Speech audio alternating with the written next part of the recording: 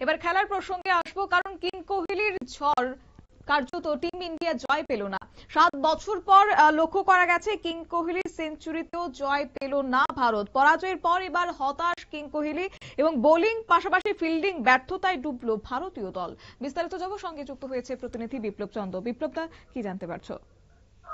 দেখো, গতকালকে যে ভারত এবং দক্ষিণ আফ্রিকার যে দ্বিতীয় একদিবসীয় ম্যাচ, সেই ম্যাচে ভারতীয় দল 359 রানের ইনিংস তৈরি করেছিল এবং সেই ইনিংস তৈরি করার পেছনে বিরাট কোহলি এবং ঋতুরাজ গাইকোয়াড়ের 17 রান অনবদ্য জুটি, 17 রানের জুটি কিন্তু একটা আশা করেছিল যে এই টেস্টে কিন্তু ভারতীয় দল নিজেদের জয় তুলে নেবে, অর্থাৎ সিরিজে নিজেরা জয় করবে। কিন্তু সেই জায়গায় কিন্তু দেখা গেল চরম বোলিং এবং ফিল্ডিং ব্যর্থতার কারণে ভারতীয় দলকে পরাজিত হতে হলো 4 উইকেটের বিনিময়ে। এবং সেখানে দক্ষিণ আফ্রিকা কিন্তু এই 3 ম্যাচের সিরিজে সমতা ফেরালো। এবং সবচেয়ে আশ্চর্যের বিষয় হলো যে বিরাট কোহলির যে রান, বা 7 বছর পর বিরাট কোহলি, অর্থাৎ 2462 দিন পর দেখা গেল সেরকম ভিন্ন চিত্র, যে বিরাট কোহলি 17 রান করলেন, কিন্তু সেখানে ভারতীয় দল নিজেদের জয় পেল না। অর্থাৎ বলা যায় যে একটা হতাশার ছবি। লখিমপুরে রায়পুর এবং দুটি টেস্টে কিন্তু, দুটি একদিবসীয়তে কিন্তু বিরাট কোহলির ব্যাট থেকে যে 17 রান এসেছিল, সেখানে প্রত্যাশা ছিল যে গতকালকে ভারতীয় দল সেই জায়গায় খেলবে বা ভারতীয় দল নিজেদের জয় তুলে নেবে সিরিজের ক্ষেত্রে।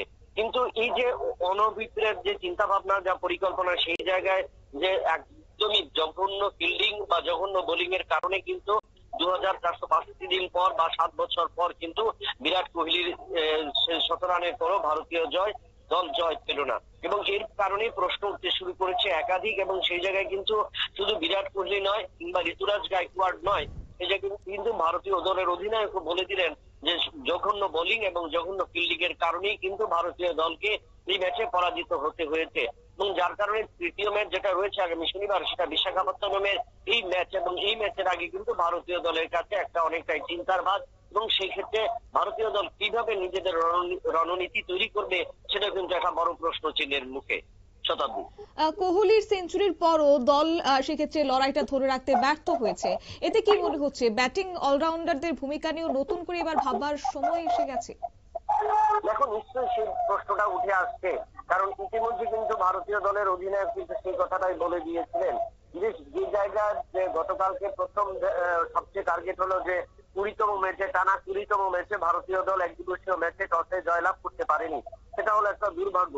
এবং দ্বিতীয় ক্ষেত্রে ভারতীয় দলের কাছে যখন ব্যাটিং লাইন আপ, যে জায়গায় ঋতুরাজ গাইকোয়াড় এবং বিরাট কোহলির জুটিতে তৃতীয় উইকেটে 195 রান সংগ্রহিত হয়েছে, সেই জায়গায় দাঁড়িয়ে পঞ্চম এবং ষষ্ঠ উইকেটে ব্যাটসম্যানদের নামানোর ক্ষেত্রেও কিন্তু সবচেয়ে বড় ভূমিকা ছিল। এবং সেই ভূমিকাও কিন্তু পালন করেনি ভারতীয় দলের কোচ গৌতম গম্ভীর। এবং সেটা কিন্তু না বললেও ঘুরিয়ে কিন্তু বলে দিয়েছেন যে কালকে ব্যাটিং লাইনাতে যদি পরিবর্তন না করা হতো, তাহলে ভারতীয় দলের যেখানে 359 রান সংগ্রহ করেছে 50 ওভারে, সেই জায়গায় আরো না হলে 25 থেকে 30 রান সংগ্রহ করা যেত। এবং তা করতে পারেনি। একদিকে ব্যর্থতা, এবং 10 অর্ডার ব্যাটসম্যানরাও কিন্তু পুরোপুরি ব্যর্থ হয়েছে। এবং তারপরে যেটা দেখা গিয়েছে 359 রানের ইনিংস, তারপর 3-3টে ক্যাচ মিস এবং জঘন্য ফিল্ডিং, এবং এবং অন্যদিকে যে বোলিং পারফরমেন্স, সেটাও কিন্তু ভারতীয় দলের গতকালকে ছিল হতাশাজনক। এবং যার কারণে জয়ের স্বপ্ন দেখলো, কিন্তু সেখানে ভারতীয় দল জয়লাভ করতে পারেনি। এবং তার ক্ষেত্রে বোঝা যায় যে এই ম্যাচ থেকে ভারতীয় দল 3টি দিক থেকে কিন্তু পিছিয়ে পড়েছে। এক হলো দলগত কম্বিনেশন, ব্যাটিং কম্বিনেশন, সে জায়গায় কিন্তু তেল অর্ডার তুলে ধরতে পারেনি। দ্বিতীয় হলো বোলারদের ব্যর্থতা, সেই জায়গায় তারা উইকেটে চাপ তৈরি করতে পারেনি, যার কারণে মাকরাম কিন্তু 17 রান করেছে। এবং তৃতীয় হলো ফিল্ডিং, একাধিক 3-3টি ক্যাচ কিন্তু কালকে ফসকে গিয়েছে ভারতীয় ফিল্ডারদের হাত থেকে। অর্থাৎ বলা যায় যে 3টি জিনিসের উপরে কিন্তু চাপে রইল ভারতীয় দল। সামনে 9 তারিখ থেকে রয়েছে টি-20 ম্যাচ, এবং তার আগে বিশাখাপত্তনমের শেষ ম্যাচ খেলবে। এবং সিরিজে যদি ভারতীয় দল টেস্টে পরাজিত হবার পর একদিবসীয় সিরিজে জয় পেতে হয়, তাহলে কিন্তু এই ম্যাচ, তৃতীয় ম্যাচ কিন্তু অনেকটাই গুরুত্বপূর্ণ ভারতীয় দলের কাছে। অর্থাৎ পরাজয়ের মূল কারণ হিসেবে উঠে এসেছে বোলিং এবং ফিল্ডিং এর ব্যর্থতা, এবং সেই জায়গা থেকে কিং কোহলি এবার হতাশ রয়েছে। তবে সামনে তৃতীয় ম্যাচ অতি গুরুত্বপূর্ণ, এবং সেই ম্যাচে দলের কম্বিনেশনে কোন রকমের পরিবর্তনও আনা হয় কিনা সেদিকে অবশ্য তাকিয়ে রয়েছে ক্রিকেট প্রেমীরা। নিয়ে নিচ্ছি ছোট্ট একটি বিজ্ঞাপন বিরতি, সঙ্গে থাকুন।